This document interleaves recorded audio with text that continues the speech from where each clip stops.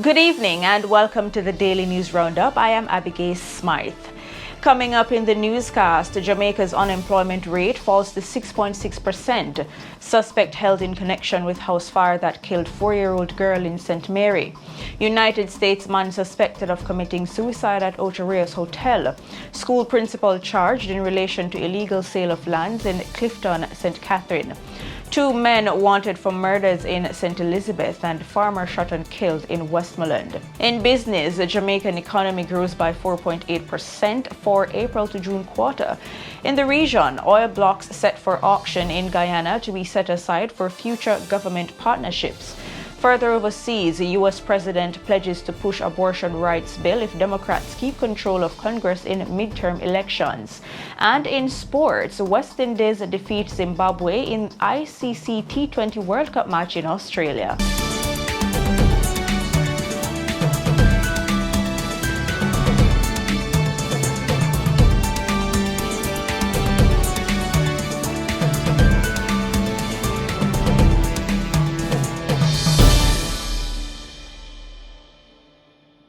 Now for the news in detail.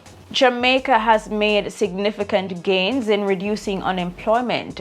According to the latest data from the Statistical Institute of Jamaica Statin, Jamaica's unemployment rate has fallen to 6.6%. Director General Carol Coy says there has been a reduction of 1.9 percentage points as of July this year compared to the same period for 2021. Statin's report shows that the fall in unemployment was driven primarily by gains in women finding jobs. While this is favorable compared to the COVID-19 period, the rate is slightly higher compared to the historic 6% low recorded in April. According to Ms. Coy, an influx of employed women resulted in most of the gains for the period. Statin also says real estate, renting, and business activities resulted in the largest gains in employment, followed by accommodations. It is understood that one person has been charged in relation to the illegal sale of lands in the vicinity of Clifton Bernard Lodge in Portmore, St. Catherine. School principal Sulin Ward Brown has been charged with breaches of the Proceeds of Crime Act, POCA, the Law Reform Fraudulent Transactions Special Provisions Act, and common law, conspiracy to defraud. There are at least 3 other persons of interest in relation to this matter. The issue of fraudulent sale of lands gained national attention earlier this month when several illegal structures constructed on state-owned lands were demolished on a directive from the Prime Minister Andrew Holness.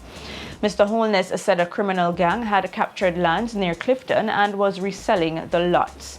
He stated that he asked the Major Organized Crime and Anti-Corruption Agency MOCA to conduct a probe into the sale of the lands.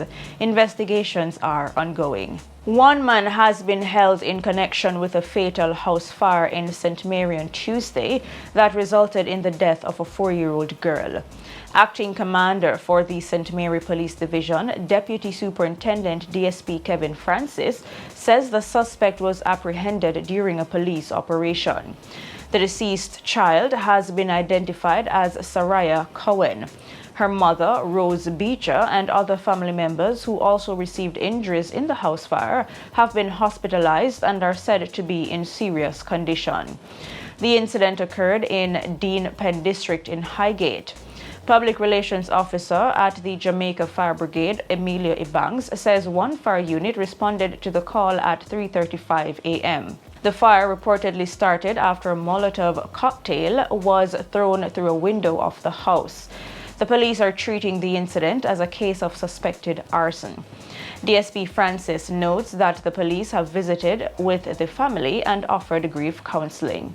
The man who was seen on video physically assaulting a female student of the Ascot High School in Portmore, St. Catherine, has been charged.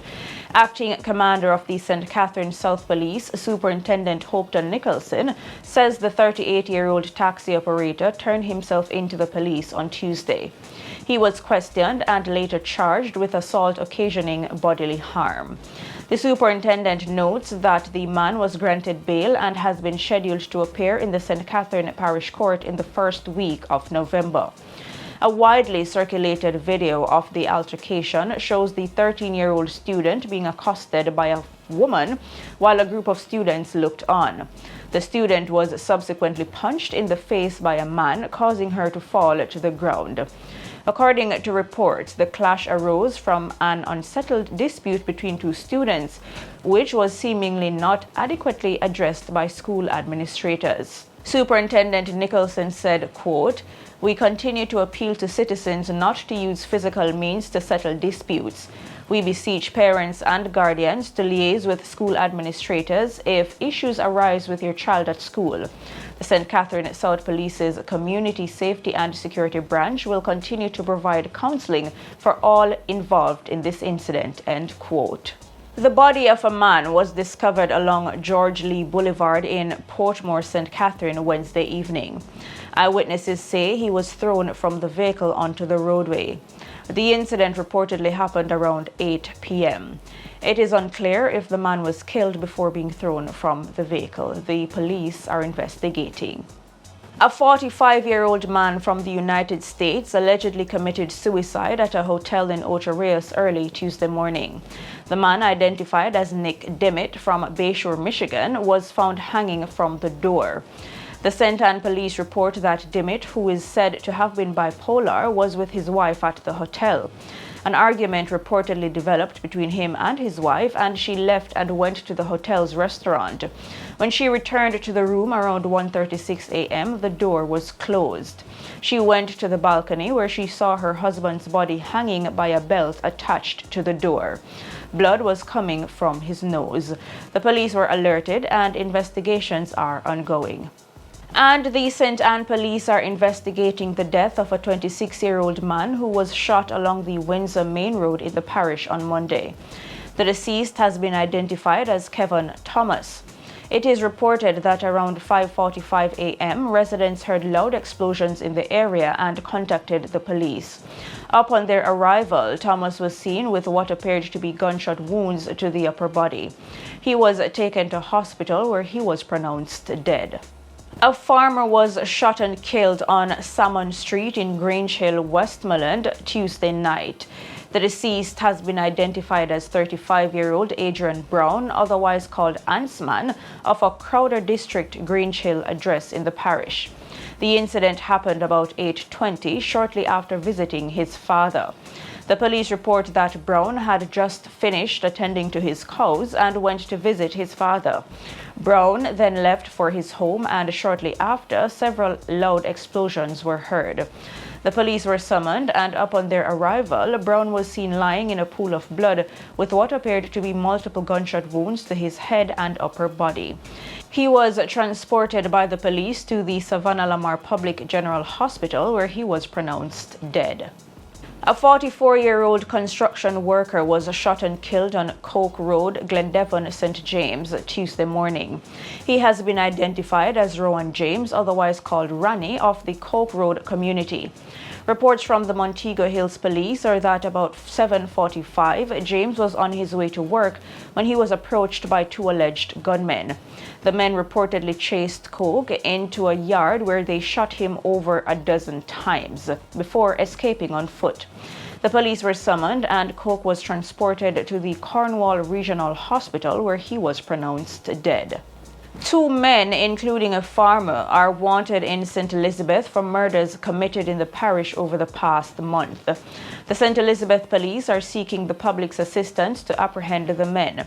The men are 39-year-old farmer Dwayne Morrison, otherwise called Sharky, and Seymour Mullings, otherwise called Max.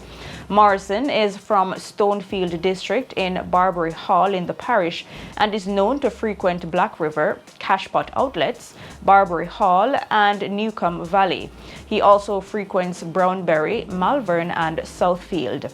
Morrison is wanted for the murder of Everton Spence, who was killed at Round Hill District on Friday, September 9. Meanwhile, Mullings is wanted for the murder of 23-year-old Teville Green of Jointwood District in Magotty, St. Elizabeth.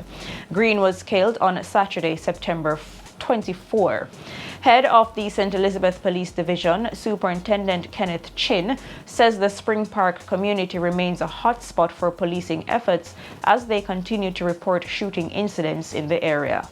The Corporate Communications Unit of the Jamaica Constabulary Force, JCF, has confirmed that a Rastafarian elder was arrested for cultivating ganja on lands adjoining the Bob Marley Beach in Bull Bay, St. Andrew.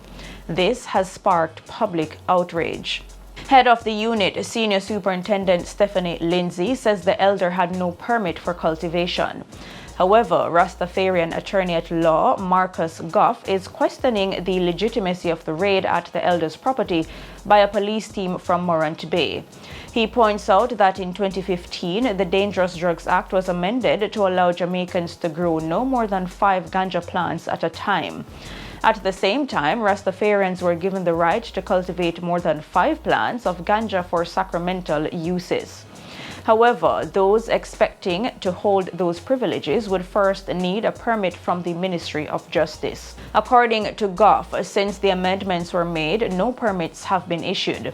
Goff claims that Monday's raid was politically motivated based on recent media reports of claims that developers of a 4,000-room hotel set for lands leading to Bob Marley Beach had planned to evict Rastafarian families from adjoining lands and restrict public access to the free beach. Goff adds that since 2015, many members of the Rastafarian community have applied for licenses, but in recent meetings with Justice Minister Delroy Chuck, National Security Minister Horace Chang, as well as Commissioner of Police Major General Anthony Anderson, it was revealed that the permits were delayed due to an issue with regulations.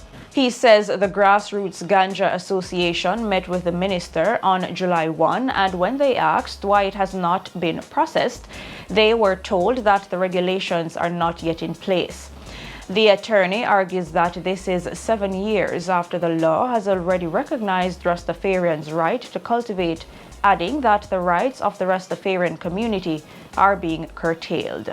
Minister of Justice Delroy Chuck says removing the Integrity Commission's gag clause could be acceptable if the anti-corruption agency opened itself up to providing compensation to people found innocent.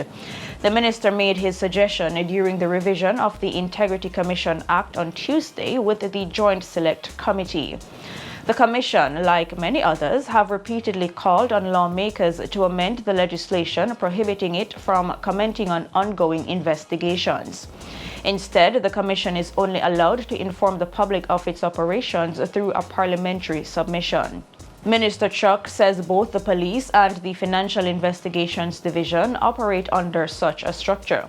He says the Integrity Commission should instead function similarly to the Auditor General's Department. Meanwhile, Executive Director of the Integrity Commission, Greg Christie, laments that the gag clause fails to prevent the mischief it's intended to.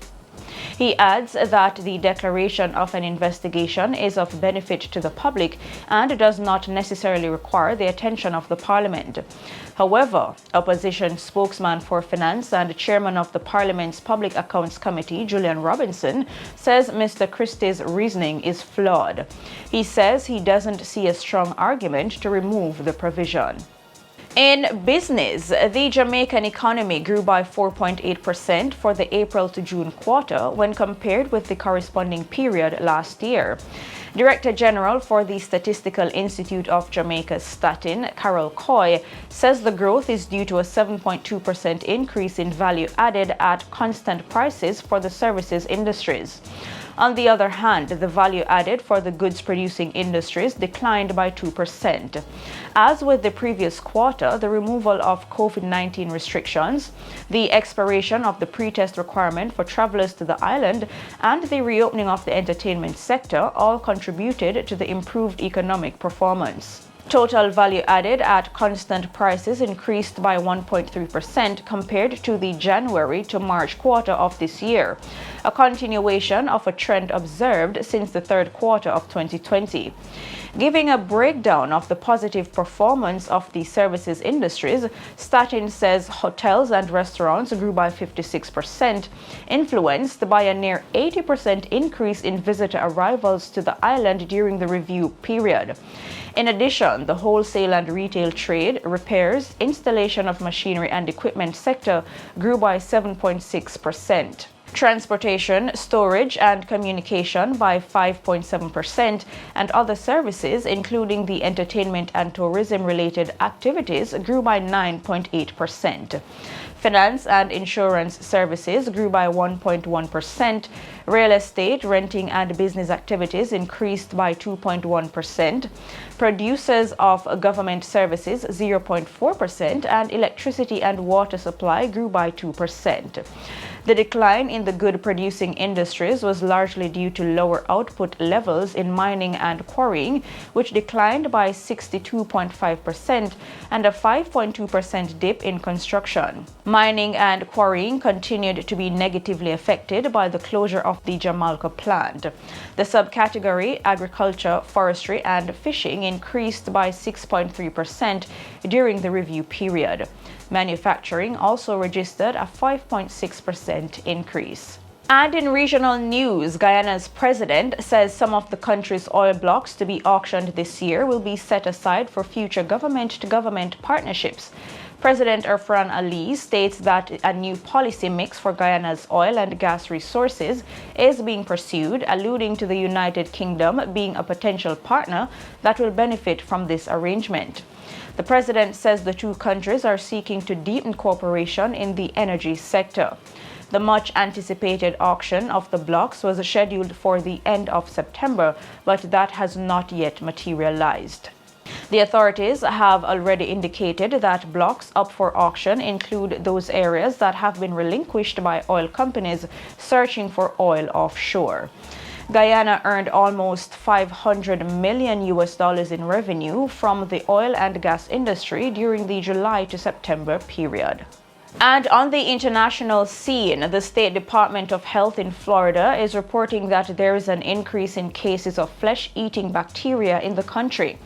Florida has seen the increase since it was hit by Hurricane Ian. As of Friday, there have been 65 cases of Vibrio vulnificus infections and 11 deaths in Florida so far this year. That compares with 34 cases and 10 deaths reported during all of 2021. In Lee County, where Ian stormed ashore last month, the health department reports 29 cases this year and 4 deaths. Earlier this month, health officials warned people that the post-hurricane environment, including warm, standing water, could pose a danger from the potentially deadly bacteria. The advisor said that people with open wounds, cuts, or scratches can be exposed to the bacteria through contact with seawater or brackish water. People with open wounds should avoid such water and seek medical care immediately if an infection is apparent. And U.S. President Joe Biden has pledged to push for an abortion rights bill if Democrats keep control of Congress in the November midterm elections. Speaking at the Democratic National Committee event in Washington on Tuesday, Biden said that if Democrats both hold the House and add seats to their Senate majority, he would offer to make a bill to codify abortion rights his first priority. He said that if it passed, he would aim to sign it into law by the 50th anniversary of the landmark Roe v. Wade decision in January. Biden said women across the country lost a fundamental right when the Supreme Court overturned Roe v. Wade in June, noting that over a dozen states have passed abortion bans since the decision. He then warned that congressional Republicans are doubling down on their extreme positions, citing House Minority Leader Kevin McCarthy's remarks that the GOP will seek a nationwide abortion ban if it takes control of the Congress, and also a bill from Senator Lindsey Graham of South Carolina to ban abortion nationwide after the 15th week of pregnancy. The president, who has largely focused on economic issues at recent public events, turned his attention to abortion rights 3 weeks before the midterm elections, in which Republicans could retake control of Congress. And in sports, West Indies secured a 31-run win over Zimbabwe in the ICC T20 World Cup in Australia on Wednesday. Johnson Charles and Alzari Joseph guided the team to victory, keeping the team's Super 12 hopes alive. After winning the toss and elected to bat, the West Indies, led by Charles's 45, made 153 for 7 off their 20 overs. He got support from Rovman Powell, 28, Akil Hossain, 23, and Evan Lewis, 15. In reply, Zimbabwe started positively with openers Wesley Madevere and Regis Chakabva, putting on 29 runs for the first wicket. However, when Chakabva went for 13, the Chevrons lost wickets at regular intervals to be bowled out for 122 inside 19 overs. Madevere's 27 and Luke Jongwe's 29 made most runs for Zimbabwe. Joseph was the pick of the Windies bowlers, finishing with figures of 4 for 16, while Jason Holder took 3 wickets. Joseph says he wasn't rattled by Zimbabwe's strong start. He says despite poor weather conditions predicted for Friday, they weren't thinking about net run rate. And that's it for the roundup for today. I am Abigail Smythe. See you next time.